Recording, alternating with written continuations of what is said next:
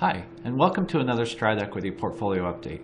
2016 is definitely one of the worst years we can remember, and that looking at the data, we can see why. This is the worst start to a year on record. You know, even worse, stocks have done something they've only done 3 other times in our history. They've gone through a 10% correction in less than 6 months. The other years this happened, 1929, 2000, and 2008. Obviously, if you remember even a little bit about market history, those were not good years for the market. So what's behind the sell-off, and should we be worried? Those are the things we're going to address in this portfolio. Here's a look at the market since the peak last July. We can see the S&P 500 is now flirting with the lows of last fall. In fact, if you just looking up my screens right now, you look at the data and it's at 1867. So Friday, it's definitely below that 1880 level, coming down to 1860. Hopefully, the market will be able to hold that level. If not, we could see some mass panic kicking in. Now, if it does hold those levels, it should be able to mount a pretty decent bounce. I've driven out some Fibonacci retracement levels.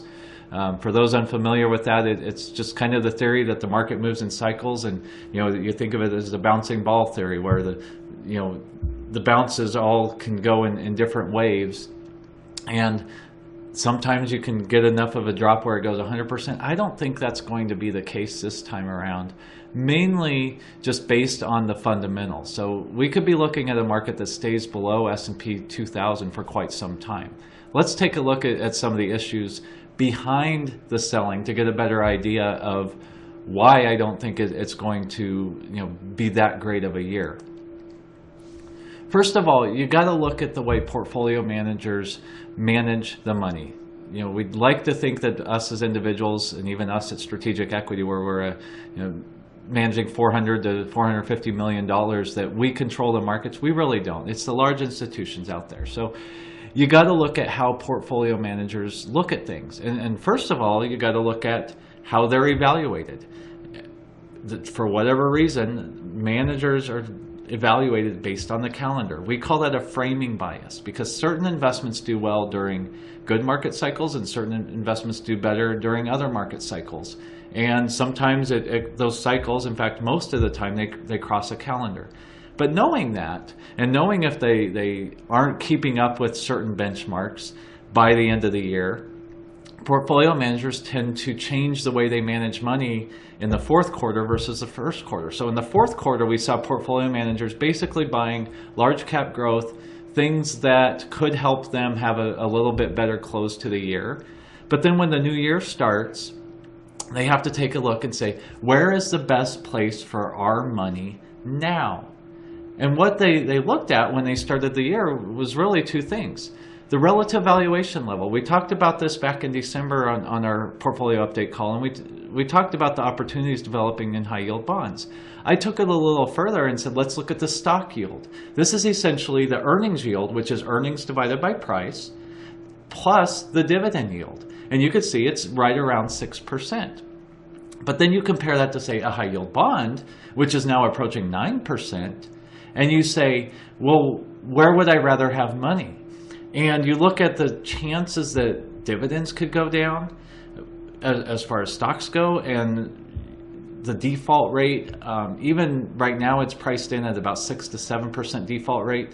On average, it's about 4% going back into the 1980s. If you just look at the post-2000 era, and this includes 2008, the average default's right around 2%. So high yield bonds are pricing in a much higher default than average. So portfolio managers, we have seen them taking money out of stocks and nibbling and trying to buy high yield bonds. You combine that, remember, earnings yield is part of that stock yield, and we've seen the forecast for both the end of 2015 as well as the future earnings for 2016 constantly declining, and we saw it decline again in the fourth quarter. They're still expecting a jump in 2016, but not as big of a jump as they were expecting just a few months back. We haven't seen the earnings updates yet for what they expect now that we've kind of gotten some of the data from December and January. But we expect those earnings forecasts to come down even more, which is part of the reason we're seeing the selling. Thirdly, if you look at the themes for 2016, I was fascinated. The Barron's Roundtable that they did at the end of the year could not find a single person that was calling for the market to go down. All of them kind of had the same theme. It was China's economic slowdown is over, oil prices were going to recover, and the pressure from the strong dollar would abate, which has been putting pressure on earnings. Well, unfortunately, the first couple trading days of the year saw that going against us, and the data just keeps coming out. China is definitely not getting better. Oil prices are hitting lows that we haven't seen in 12 or 13 years, and the dollar has continued to be very strong versus the other currencies of the world. So the earnings pressure is going to continue. And from a portfolio manager standpoint, they say stocks really aren't a good place for my money right now, and so they're selling. But if you really want to look at it, we need to look at their valuation models. Now, the Wall Street valuation models, for those of you unfamiliar with my background, I actually came from a traditional finance background where I looked at the fundamentals of companies, had an economic forecast, earnings forecast, put it all together into a portfolio. And one of the things that a portfolio manager does is a discounted cash flow valuation. And inside those models, you can really narrow it down to 3 key variables that go into them. And you look at them, and it's the risk premium, interest rates, and growth rates. And I put there up on the slide what happens to cause stock prices to go down. So your risk premium is essentially how much do you want to be compensated to take risk by owning this security, and in this case, the stock market. And what we've seen happen is the risk premiums had been coming down, where people said, you know, with rates going down, I don't really need to get don't need to be compensated for that risk. And then at the same time, you saw growth rates doing reasonably well as far as earnings go. And so you had this nice tailwind to stock valuations. Well, now, unfortunately, we've seen all of them go against the market. We've seen the risk premium going up, where people are saying, look, I look at high yield bonds versus stock yield, and I need to be compensated a little bit better than this 6% versus 9%. So the risk premium goes up, the fair value or intrinsic value of the market goes down. We've seen the Fed raise interest rates. One thing that I think was really missed is in all the Wall Street valuation models, risk is priced based on the risk-free rate, which is that short-term treasury rate. Sometimes they use the long-term treasury rate, but the Fed was pushing rates down. Well, now they're basically increasing the price of risk. So not only are interest rates going up, which lowers today's value of the future cash flow, it's also increasing that risk premium, and then it's hurting the growth rates. And so you have all these things working against it. Now, last spring, when the S&P 500 was at 2,100, and for reference now it's at 1864, I ran these numbers and I said, if all of them, the risk premium, interest rates, and growth rates, just return to the long-term average, we'd be looking at a 40% correction, a drop all the way down to 1263. Now, that's still 30% below where we're at today, just if we return to normal. The problem is, to get to an average, you obviously had to have periods that are above average and periods that are below average. So if things get too bad, we could see these numbers go below average, and you could see the market go even lower. I don't think we're there just yet, but it's something to keep in mind. These valuation models were skewed. We've had 6 or 7 years of the Fed stimulating growth, really giving money to Wall Street to try to get things going, and it's just working against us. Let's look at that big picture, and again, why I don't think we're going to see S&P 2000 in the near future. These items that I've listed there, valuations are at bubble levels. What I mean by that, if you look at the PE ratios, price to book, whatever valuation number you want to look at, the only time we've been there has been in past market bubbles. Most recently, 2007 and 2000. You go all the way back, a lot of them were at these levels in 1929. Now, that's not a timing mechanism. The valuations can go from overvalued to even more overvalued, so that's something that you have to keep in mind. But earnings have been declining. I showed you the chart of earnings forecast. That's actually been the case. We're probably going to see the third quarter in a row where the S&P 500 earnings fall. That typically only happens during a recession. Something else that only happens during a recession, or at least leading up to a recession, revenue is falling faster than earnings growth. So that's always a key, which then hits the profit margins. Profit margins, as much as people want to believe that we're going to constantly see higher and higher profit margins, That's never the case. That's not how a free market works, because when you see higher profit margins, you see more competition come in, which then lowers your profit margins. And profit margins appear to have peaked in the first quarter of 2015. Again, that's usually a good sign that we're hitting a recession, at least an earnings recession. Combine that with lackluster GDP growth. We have not had a year during this entire recovery where we've seen above average growth. Average is 3.1%. We've not seen a single 12-month period where we've had growth stronger than that. We've had a few quarters that were strong, but overall growth has been lackluster at best. And then when you look at, we're hitting nearly the second longest bull market and expansion on record. Bull markets don't die just of old age. They die because of all these things that I listed up above. So you combine all of that, and there's some big picture issues that the market must face. But if you listen to any of my updates in the last 6 to 18 months, it was all true back then. The only thing that's really changed is we went from a Fed that was stimulating things to a Fed that's now pulling things back. They've raised interest rates. They said, look, growth is getting a little bit too hot. I don't see it. In fact, in our last economic update in December, I said, what in the world is the Fed thinking? However, they're tapping on the brakes, and the more that happens, it's a different era. For the last 6 or 7 years, the market always had the Fed helping them out. A little bit of a slowdown in the economy, the Fed steps in. They were always there to help. Now they're not. So it's a new era. Now we're reverting back to what is normal levels. Now, again, I don't see a reason for the market to drop below that 1860 level that it hit back in August or September 2015. But eventually, it probably needs to. It needs to correct, and it needs to get back to a better valuation.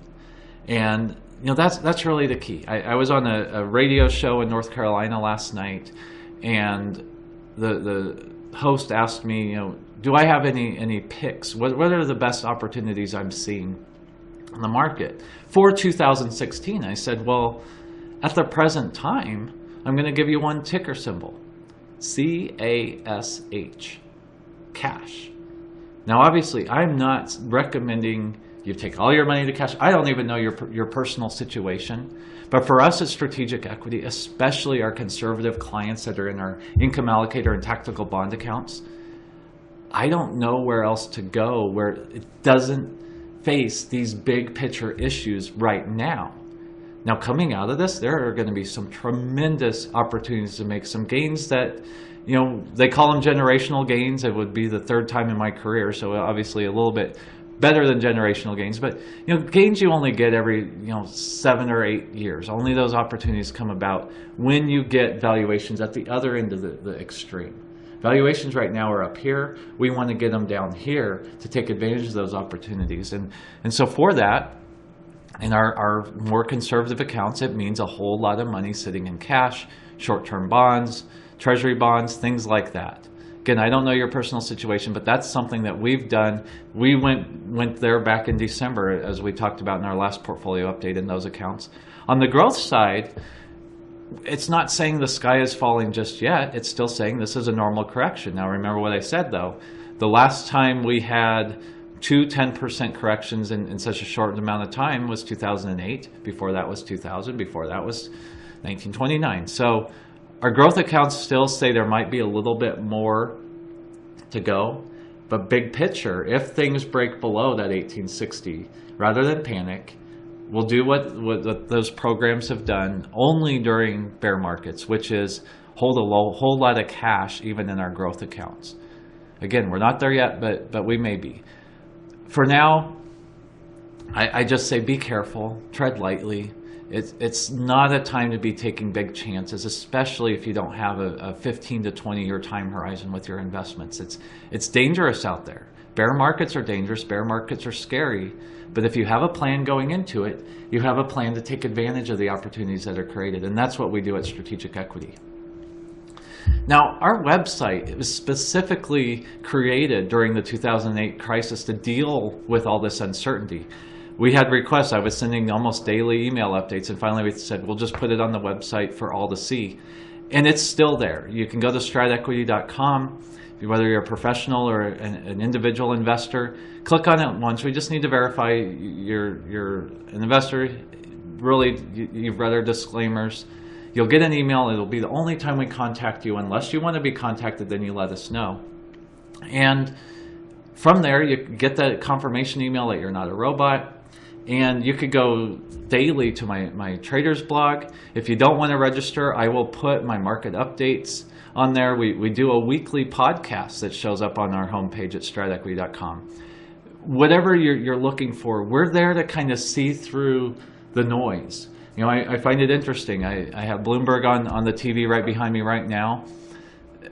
I sometimes have CNBC on, sometimes I have Fox Business on. And as I flip through the channels, you kind of get a feel for who's telling you what. And you know, if to make an endorsement, I prefer Bloomberg most of the time. CNBC, if you're wanting to feel better about yourself, you know, go there. They'll have a lot of people on there telling you this is nothing to think about. My blog is just created this to see through all of that. 3 to 5 paragraphs a day where I just talk about what happened yesterday, what we're seeing in the market today, maybe some big picture ideas out there. It's there. It's a free service and something that I enjoy doing, and I hope that you find it advantageous as well. So thanks for joining us, and we will be back the next time the market dictates that we need to be back. Take care.